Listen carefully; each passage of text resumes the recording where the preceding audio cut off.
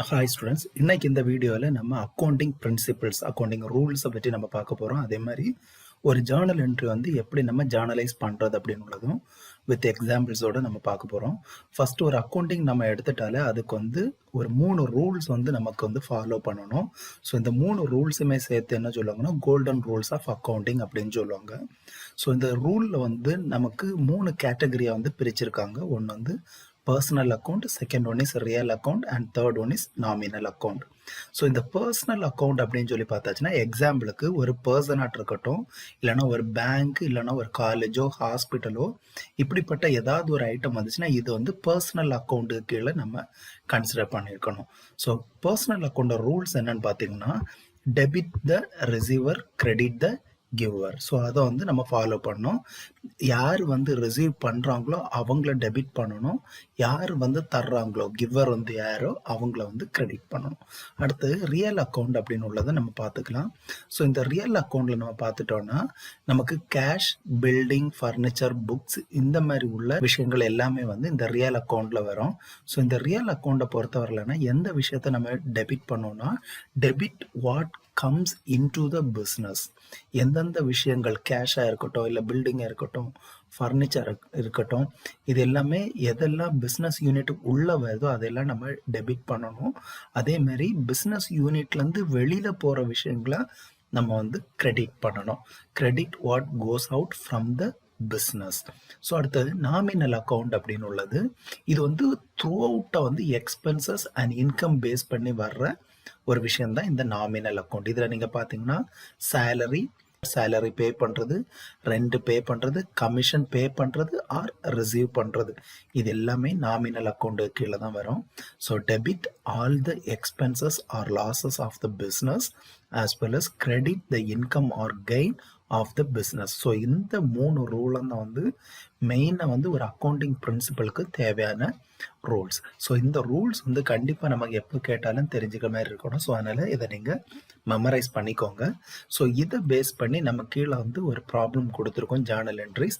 அந்த ஜேர்னல் என்ட்ரிஸை எப்படி சால்வ் பண்ணுறது அப்படின்னு உள்ளதை நம்ம பார்க்கலாம். ஸோ அதை நம்ம ஃபஸ்ட்டு பார்த்துட்டோம்னா ப்ராப்ளத்தை வாசிக்கிறேன். Sachin is a sole proprietor having a provision store.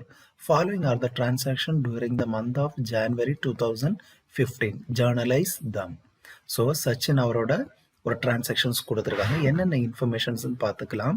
First January 2015 வந்து started business with cash rupees 80,000. Second ஜான்வரியில் deposited cash in bank rupees 40,000. Third ஜான்வரியில் purchases goods by paying cash 5,000. 4th January purchases goods from Lipton and Co on credit 10,000. 5th January sold goods to Joy and received cash 11,000.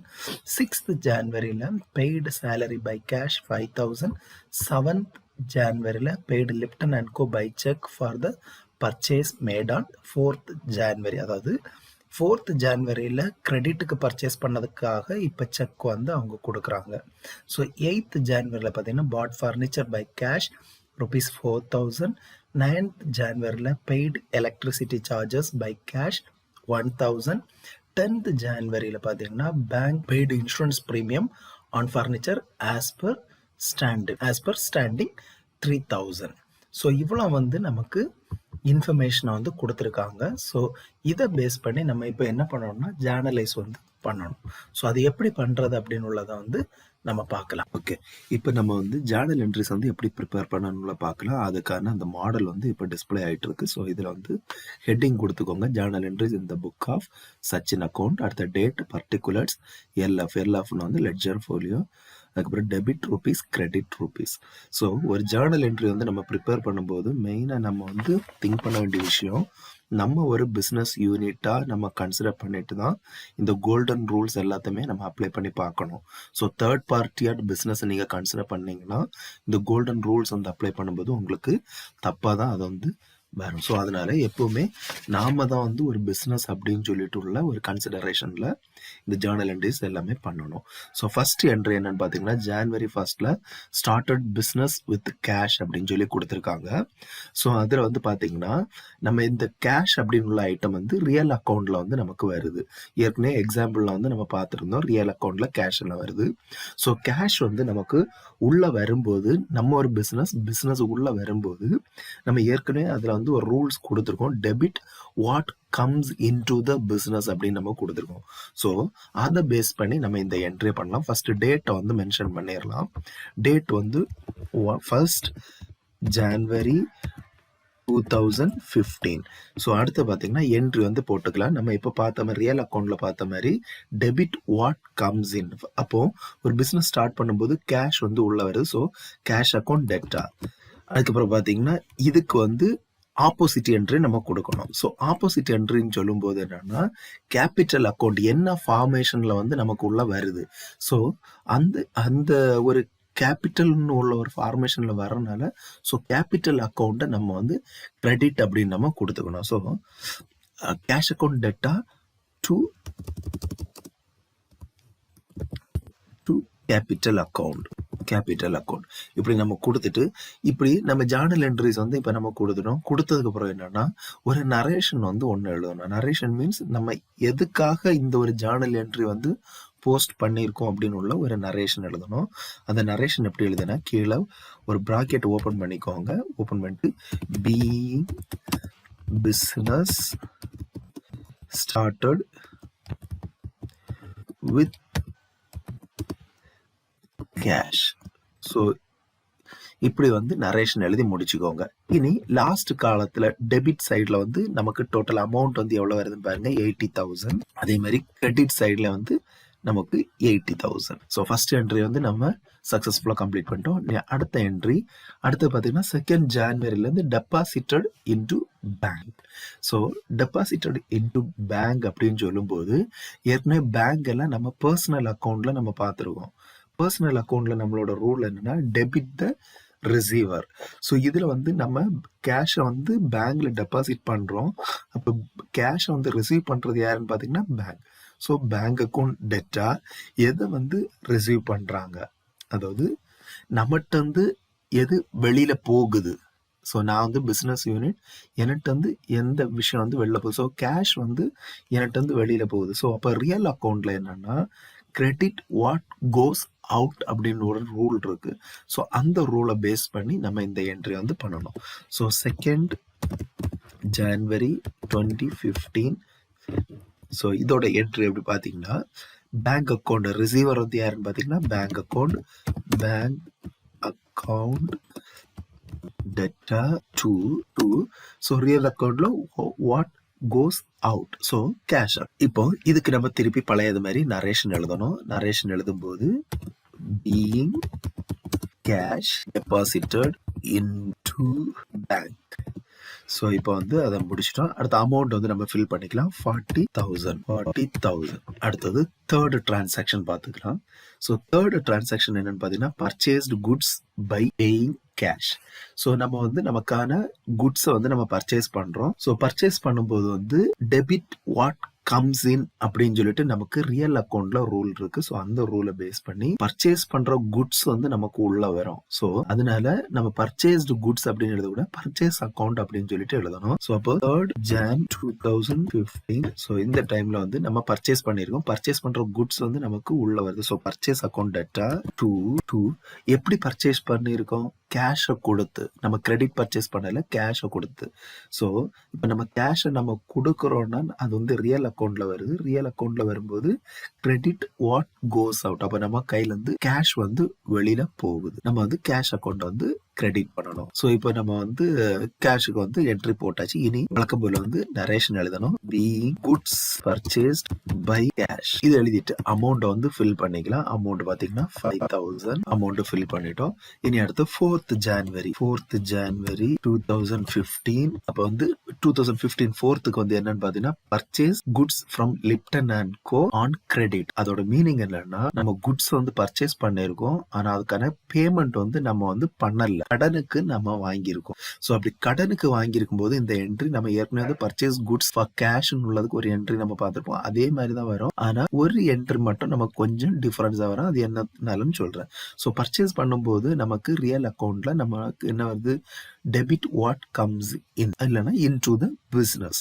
So அப்படி வரும்போது purchase தான் திருப்பி நமக்கு உள்ள வருது. So purchase account data to என்ன இது, இப்போ ஏற்கனவே போன இதுல 3rd ஜனவரியில உள்ள இதை நீங்க பாத்தீங்கன்னா டு கேஷ் அக்கௌண்ட் இருக்கு. என்னத்தினாலும் நம்ம கேஷ் கொடுத்து ப்ராடக்ட் வந்து வாங்கியிருக்கோம், பர்ச்சேஸ் பண்ணிருக்கோம். ஆனா இங்க கிரெடிட் பர்ச்சேஸ் அப்படின்னு இருக்கிறனால நம்ம என்ன மென்ஷன் பண்ணணும்னா கேஷ் மென்ஷன் பண்ணக்கூடாது. அங்க கொடுத்திருக்க எந்த பர்சன் இல்லைன்னா எந்த கம்பெனியோட நேம் கொடுத்திருக்காங்களோ அதை தான் மென்ஷன் பண்ணணும். அப்படின்னா லிப்டன். ஸோ இப்படிதான் மென்ஷன் பண்ணணும். இனி நம்ம நரேஷன் எழுதிக்கலாம். நரேஷன் எழுதும் போது உங்களுக்கு இன்னும் புரியும்.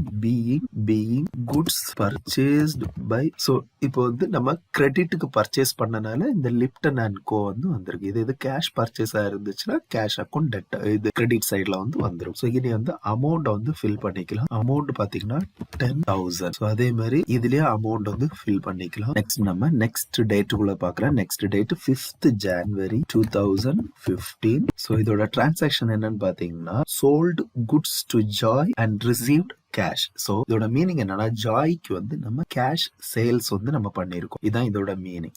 ஸோ அப்ப இதுல 2 இது இருக்கு. ஒன்னு வந்து நம்ம சேல்ஸ் பண்ணிருக்கோம், இன்னொன்னு வந்து நம்ம கேஷ் வந்து ரிசீவ் பண்றோம். ஸோ ரெண்டு இன்ஃபர்மேஷன் இருக்கு. ஸோ இது வந்து எது டெபிட்ல வரும் கிரெடிட்ல வரும்னு பார்க்கலாம். ஸோ கேஷ் வந்து ஏற்கனவே நம்ம வந்து பார்த்திருக்கோம். கேஷ் வந்து ரியல் அக்கௌண்ட்ல வருது. அதனால கேஷ் வந்து நமக்கு உள்ள வருது. ஸோ உள்ள வர்றதை நம்ம வந்து டெபிட் பண்ணோம். டெபிட் வாட் கம்ஸ் இன் அப்படின்னு சொல்லிட்டு ரியல் அக்கௌண்ட்ல நமக்கு ரூல் இருக்கு. ஸோ அதே மாதிரி அதை வந்து டெபிட் பண்ணிக்கலாம். Cash sales account. ஸோ என்னத்தினால சேல்ஸ் அக்கௌண்ட் வந்து நம்ம கிரெடிட் பண்ணிருக்கோம்னா கிரெடிட் வாட் கோஸ் அவுட். நம்ம இப்போ இதுல வந்து சேல்ஸுக்கு வந்து என்ன சேல்ஸ் பண்ணும் கொடுக்கல, காமனா சேல்ஸ் மட்டும் கொடுத்துருக்காங்க. அதனால நமக்கு சேல்ஸ் வந்து நம்மகிட்ட வந்து ப்ராடக்ட் வந்து வெளில போகும். அப்படி இருக்கும்போது அந்த ஒரு சேல்ஸை மட்டும் நம்ம வந்து கிரெடிட் பண்ணிக்கணும். இப்போ வந்து நரேஷன் எழுதிக்கலாம். நரேஷன் எழுதியாச்சு. இனி அமௌண்ட் வந்து போட்டுக்கலாம். அமௌண்ட் வந்து பாத்தீங்கன்னா 11,000 rupees. இனி நெக்ஸ்ட் 6th January அடுத்த என்ட்ரி போட்டுக்கலாம். 6th January என்ட்ரி பாத்தீங்கன்னா paid salary by cash. So இதுல 2 இன்ஃபர்மேஷன் இருக்கு. ஒன்னு சேலரி இருக்கு, அதுக்கப்புறம் கேஷ். சரி. ஸோ இந்த 2 இன்ஃபர்மேஷனை வச்சுதான் நம்ம இப்போ போடணும். இப்போ சேலரி அப்படின்னு சொல்லும் போது இது வந்து நாமினல் அக்கௌண்ட்ல வந்து நமக்கு வரும். நாமினல் அக்கௌண்ட்ல நமக்கு இந்த சேலரிஸ் அப்படின்னு உள்ளது நமக்கு எக்ஸ்பென்சஸா நமக்கு கன்சிடர் ஆகும். ஸோ இது வந்து நாமினல் அக்கௌண்ட்ல வரும். நமக்கு நாமினல் அக்கௌண்ட்ல உள்ள ரூல் என்னன்னா debit all expenses and losses. So அப்போ நம்ம என்ன பண்ணணும், இந்த சேலரியை வந்து டெபிட் பண்ணணும். அப்போ சேலரி அக்கௌண்ட் டு. ஸோ இந்த சேலரி அக்கௌண்ட் நம்ம டெபிட் பண்ணிட்டு நமக்கு இந்த எக்ஸ்பென்சஸ் வந்து நம்ம டெபிட் பண்ணிட்டோம். என்னது வந்து நம்மகிட்ட வெளியில போகுது. ஸோ கேஷ் வந்து வெளியில போகுது. ஸோ கேஷ் தான் நம்ம எக்ஸ்பென்சஸ் ஸ்பெண்ட் பண்றோம். அந்த கேஷ் வந்து எதுல வரும் பாத்தீங்கன்னா ரியல் அக்கௌண்ட்ல வந்து நமக்கு ரூல்ஸ்ல வரும். ஸோ ரியல் அக்கௌண்ட்ல நமக்கு வரும்போது அந்த சேல்ஸ் அக்கௌண்ட் இந்த கேஷ் அக்கௌண்ட் வந்து நமக்கு என்ன ஆகும், கிரெடிட்ல வந்து வச்சிருக்கேன். ஸோ அப்போ டு கேஷ் அக்கௌண்ட் புரிஞ்சிருக்கணும்னு நினைக்கிறேன். சேலரி வந்து நமக்கு எக்ஸ்பென்சஸ், கேஷ் அப்படின்னு உள்ளது வாட் கோஸ் அவுட். ஸோ அந்த இதுல வந்து நம்ம எடுத்துக்கணும். ஸோ அடுத்தது இதுக்கு நரேஷன் எழுதிக்கலாம். Being salary paid by cash. சரி, நரேஷன் எழுதியாச்சு. இனி அமௌண்ட் வந்து போட்டுக்கலாம். 5,000 rupees. ஸோ நம்ம இப்போ டேட் வந்து மென்ஷன் பண்ணிக்கலாம். அடுத்த நம்ம டிரான்சாக்ஷன் என்னன்னு பாத்தீங்கன்னா paid Lipton and co by cheque for the purchase made on 4th January. So 4th January purchase பண்ணதுக்காக நம்ம இப்போ பேமெண்ட் வந்து பண்றோம். அது என்னன்னா செக்ல வந்து நம்ம பண்றோம். ஸோ இது 2 இன்ஃபர்மேஷன் இருக்கு. ஒன்னு Lipton and co and bank. ரெண்டுமே வந்து பர்சனல் அக்கௌண்ட்ல நமக்கு வர்ற இன்ஃபர்மேஷன். ஸோ பர்சனல் அக்கௌண்டோட ரூல் என்னன்னு பாத்தீங்கன்னா டெபிட் த ரிசீவர். ஸோ இந்த செக் வந்து யார் ரிசீவ் பண்றா, Lipton and co. So first வந்து எழுதிக்கலாம். Lipton and co account debtor to. So giver வந்து யாரு, கிரெடிட் த கிவர்னு இருக்கு நமக்கு ரூல். அப்ப கிவர் வந்து யாரு, செக் வந்து யாரு கொடுக்கறது, பேங்க்ல இருந்து நமக்கு கொடுக்கறது. ஸோ செக் வந்து ஓனர் கொடுத்தா கூட அந்த செக்குக்காக அமௌண்ட் வந்து கொடுக்கறது யாருன்னு பாத்தீங்கன்னா பேங்க். ஸோ அப்படி இருக்கும்போது நம்ம என்னன்னா பேங்க் அக்கௌண்ட் அப்படின்னு சொல்லிட்டு கிரெடிட் சைட்ல எழுதலாம். இனி நரேஷன் எழுதிக்கலாம். Be cash pay through cheque. Narration எழுதியாச்சு. இனி என்னன்னா அதே அமௌண்ட்டை நம்ம இங்க எழுதிக்கணும். அமௌண்ட் வந்து ப்ராப்ளத்துல வந்து கொடுக்கல. ஸோ 4th வந்து நம்ம என்ன டிரான்சாக்ஷன் பண்ணிருக்கோமோ அந்த அமௌண்ட்டை வந்து இதுல மென்ஷன் பண்ணிக்கணும். 10,000. So 8th 8th Jan 2015. So 8ஆம் தேதி நமக்கு என்ன டிரான்சாக்ஷன் பார்த்துக்கலாம். பாட் ஃபர்னிச்சர் பை கேஷ். ஸோ நம்ம இப்போ ஃபர்னிச்சர் வந்து வாங்கியிருக்கோம். ஸோ நம்ம இதை வந்து ஃபர்னிச்சர் அப்படின்னு உள்ளது வந்து நமக்கு வந்து ரியல் அக்கௌண்ட்ல வந்து நமக்கு வேற நம்ம ஏற்கனவே எக்ஸாம்பிள்ல வந்து கொடுத்துருக்கோம். ஸோ ரியல் அக்கௌண்டோட ரூல்ஸ் என்னன்னு பார்த்தீங்கன்னா debit what comes in. So இல்லைனா into the business. So பிஸ்னஸுக்குள்ள எது வருதுன்னு பார்த்தீங்கன்னா ஃபர்னிச்சர் வந்து உள்ள வருது. அப்போ நம்மளோட டிரான்சாக்ஷன் எப்படி வரும்னா furniture account debtor to.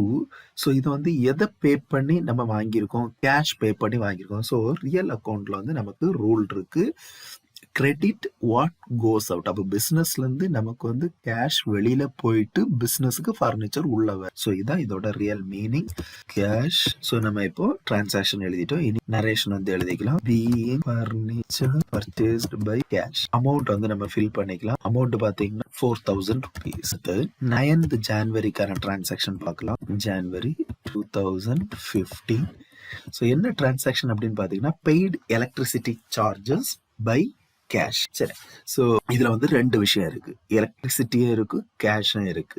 Electricity charges இருக்கு, கேஷ் இருக்கு. எலக்ட்ரிசிட்டி வந்து நமக்கு எக்ஸ்பென்சஸ்ல வருது, கேஷ் வந்து நமக்கு இந்த ரியல் அக்கௌண்ட்ல வர்ற ஒரு விஷயம். ஸோ இப்போ வந்து நமக்கு ஏற்கனவே வந்து நாமினல் அக்கௌண்ட்ல ஒரு ரூல் இருக்கு, டெபிட் ஆர் எக்ஸ்பென்சஸ்.